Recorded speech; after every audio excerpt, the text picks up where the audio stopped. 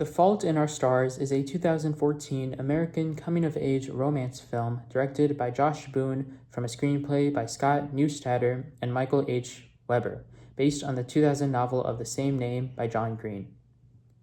16-year-old Hazel Grace Lancaster, who is living with cancer, meets fellow cancer survivor Gus Waters in a support group.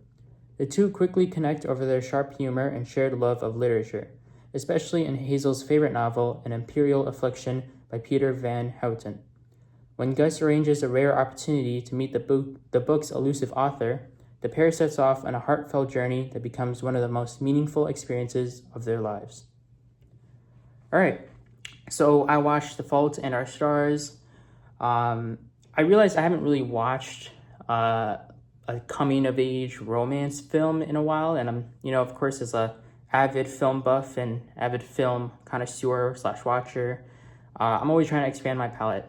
And so I came across this film on Hulu and thought I would check it out. And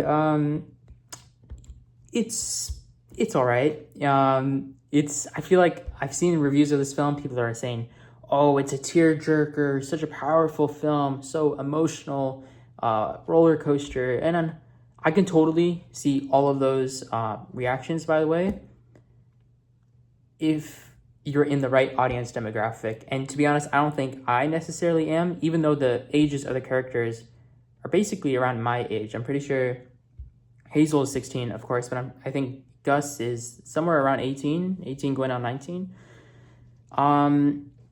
And it is emotional for sure at some points, but I don't think the film is necessarily the powerful tearjerker that everybody is saying, mostly because I'm not, of course, the right demographic. I think the right demographic would honestly be like middle school, just like middle schoolers, a lot of 13 and 14-year-olds that are on like prepubescent children, I guess. But anyways, yeah, this film, it was so like kind of good nonetheless. It deals with themes of young love, illness, and loss. It is moving for sure, but it is also emotionally draining. I remember when I was like doing usually before I watch a film, I'll do like mini research in that. I'll just like read the synopsis and see what genres it's in. And I know I knew beforehand it was based off of a novel from John Green, who I think I've read one of John Green's books before. I'm not exactly which one it was, but I'm familiar with him as an author for sure. The genre said romance / comedy. And so in my mind, I'm like, oh, cool, this is a rom-com. I haven't seen a rom-com in a while, The last movie I watched was Titanic, and that was like a romantic tragedy. So hopefully this one will be a lot different from a romantic tragedy, right? But yeah, I mean, I probably could have seen it coming when, literally the beginning lines of the film is Hazel talking about how she's going to die and depression is a side effect of dying. And I was like, oh boy, yeah, it's this type of film. So yeah, I mean, it's emotionally draining towards the last act, and it's very bleak, to be honest. Nothing really goes right for any characters towards the end. I mean, the last like moments are meant to be this optimistic, looking forward, making the most out of our lives type of moment. But a lot of these characters experience a lot of depression, and I would honestly categorize this movie as more of a drama. I don't know necessarily why it's marketed as a rom-com. I think it's mostly a drama. But yeah, I mean, acting-wise, I thought it was very, very commendable. Shailene Woodley and Anson Elgort, both phenomenal. They show very strong chemistry and potential.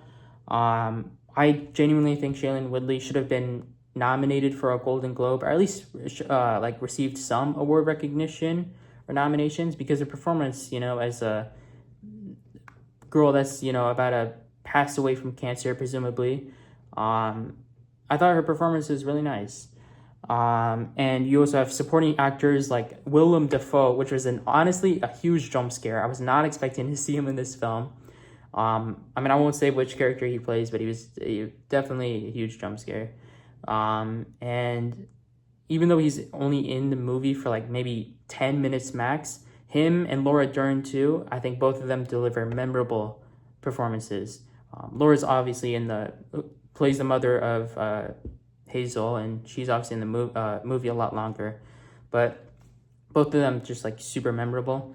The film also includes a very interesting narrative shift that I actually didn't see coming, and so I was definitely bamboozled. I thought the film was heading one direction, and then it did a 180, sort of out of nowhere, and it's kind of a complaint I have as well. I mean, I guess I'll just. All right, this is a spoiler warning. Okay, warning's over. And Ansel's character, Gus, says he's cancer-free, but he ends up having a PET scan, and now he's not. It's like, I don't know, these things just like come and go, because, I mean, I understand cancer can come and go for sure, but this came at like an unnatural rate, and like within a couple of days now, he's like almost paralyzed. And so I don't know if this is a situation with the medical staff being super ignorant and unassuming, or like, how did this just happen? I feel like we went from 1 to 100 super quick, especially in the span of the movie length as well. Everything just happened so quick, and then it's something like the narrative is just completely 180, which, you know what I mean? I guess as a viewer, it's surprising for sure, but it felt like the pacing was all off.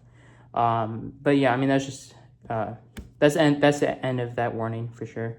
But yeah, it's just a sort of complaint I had. But also I am too naive about how cancer works and stuff like that. But I mean, yeah. So overall, I do think the film is like competently made. As far as coming of age romance movies go. But I guess it probably won't appeal to everyone.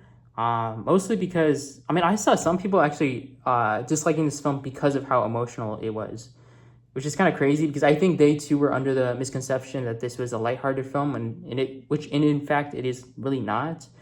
So I guess that's one reason to be sort of angry about it, but I think others like me just found it to be sort of this is a phrase that I don't throw around usually, but I would say emotionally manipulative. And what I mean by that is when you have your characters that are part of a cancer support therapy group, and they're all survivors or they're all dealing with a major illness, it's very easy to utilize that. From a directorial standpoint, it's very easy to utilize that as your own sentimental and emotional advantage. It's very easy to up the score to 100 and play on that to make the audience feel miserable and cry about it.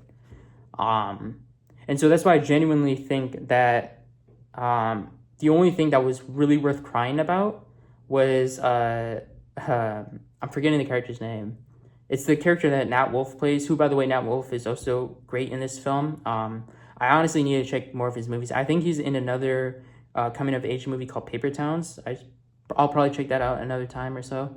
But the only thing worth crying about was probably his eulogy towards the end, because that's the only thing that felt really authentic from a screenwriting perspective, you know? I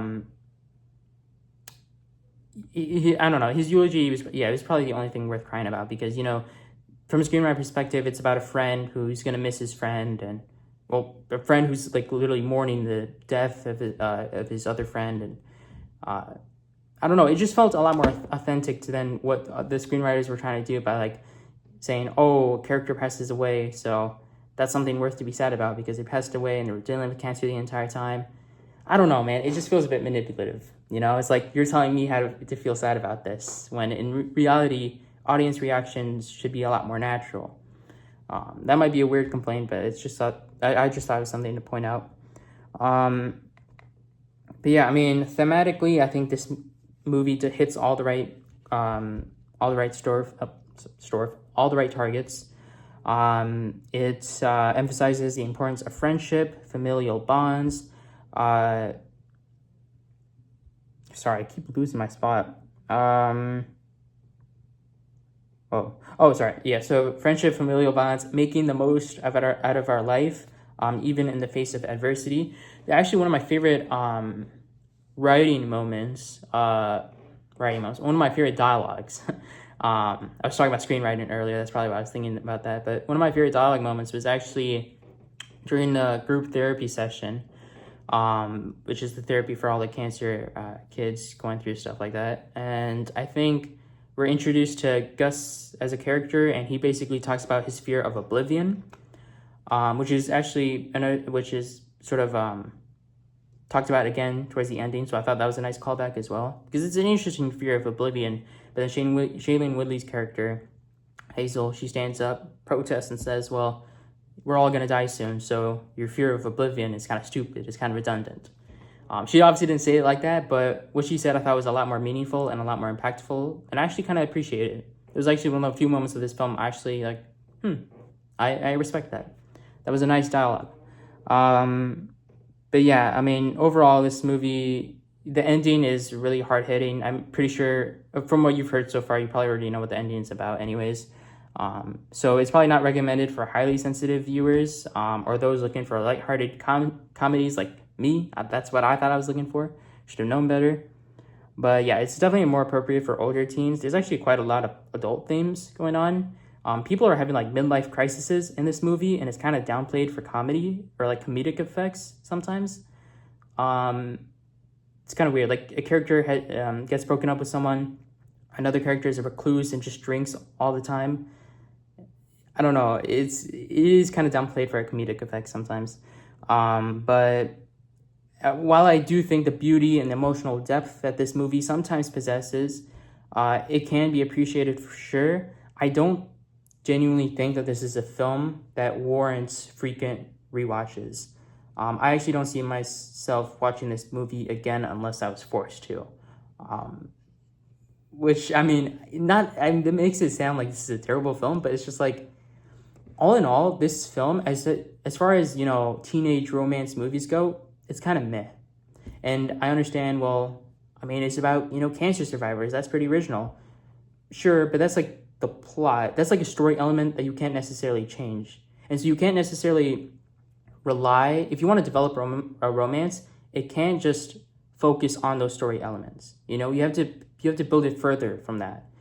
And to me, it really felt like Shailene Woodley's character, her entire personality was her illness. Ansel's entire personality, actually, his personality is probably a lot more further developed than Shailene's, which is actually kind of weird because Shailene's a protagonist. But they really make their illness like 90% of who they are. And I know that's not true. And so when you really think about it from like that perspective, the romance between them, the table, dinner dates, the flirting, it's just very cliche. Like once you get past that illness stuff, everything that actually happens beyond that is just super cliche. It's something you've seen in every teenage romance movie for sure, 100%. And so I honestly don't really think this film is as original as it may have intended to be, even for a novel adaptation standpoint. And so, I don't know, yeah, that's just my 2 cents on it. Some bonus facts that I picked out from the internet is that apparently the title is a variation of a Shakespeare quote from Julius Caesar, when he talks about the stars, so I thought that was pretty cool. Shout out to John Green for that. This is like, so there's like 2 things I can talk about this scene. I'll talk about the good part of the scene and the bad part about the scene. So first of all, the Anne Frank house. This is the house that, when they're on their trip to Amsterdam, Hazel and Gus and her mom, they go to Amsterdam to meet the author, but they're also there for like sight viewing attractions as well. And so they go to the Anne Frank house.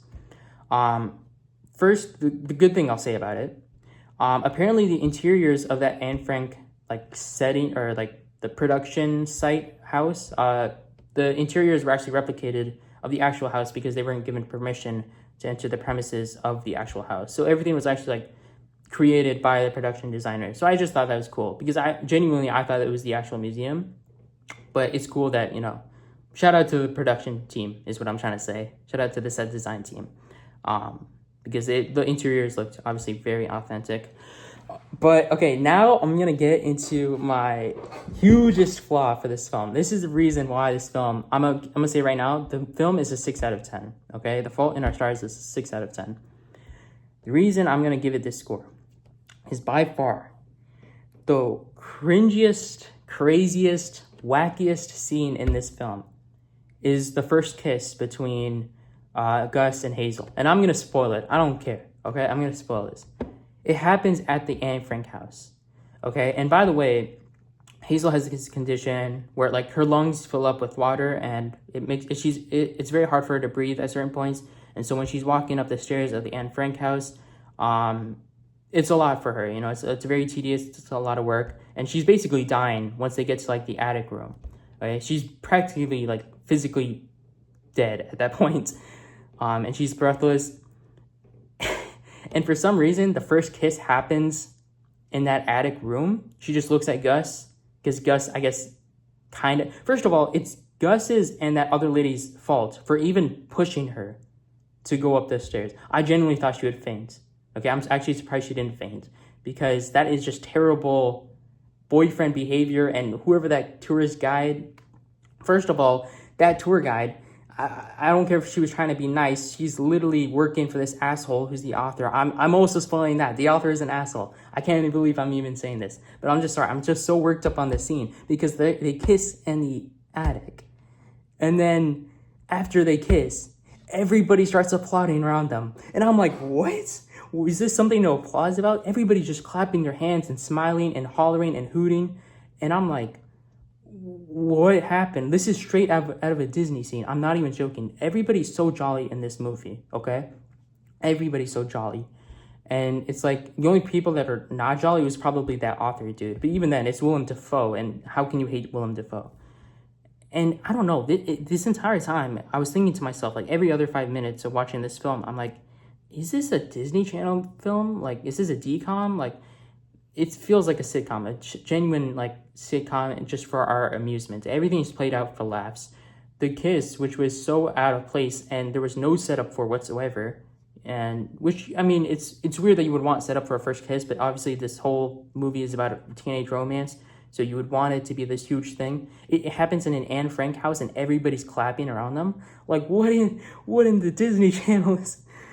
I don't know, man. That was just that was crazy to me. But yeah, I mean, yeah, I can't go on about this film. I think we've already reached 17 minutes. I've already given my rating. This is a 6 out of 10. I don't regret watching this film for sure, but it's definitely not as good as a lot of people have hyping it up to be. Pretty sure audience ratings were like 4.8 out of 5 or something crazy.